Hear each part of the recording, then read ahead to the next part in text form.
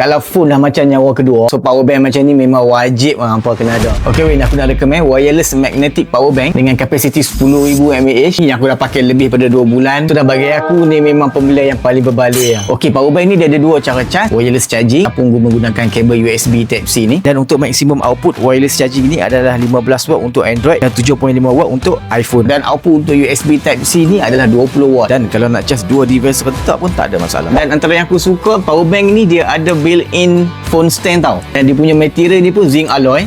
Memang solid lah. So kalau aku dekat kafe ke kedai makan ke, so aku boleh charge dan jadikan phone stand pada masa yang sama. So memang function lah. Dan dia punya magnetic dia pun memang kuat tau, grade N12. So hampa tak perlu risau nak jatuh, dan dia pun tak berat sangat. So kalau kita gabung dengan phone pun muat lagi lah nak masuk dalam poket. Dan power bank ni dia ada 6 layer protection. Yang paling penting dekat overcharging. So kalau bateri dah penuh, so dia akan auto cut off. So, dan kesihatan bateri kita pun terjaga. Dan bagi aku dengan harga dan kualiti macam ni memang sangat-sangat berbaloi lah. Dan dia bukan pilihan lah, bagi aku dia satu pelaburan. Okay weh, so hampa jangan tunggu sampai stok dia habis ataupun harga dia naik. Hampa boleh grab cepat, link untuk belian aku dah sediakan.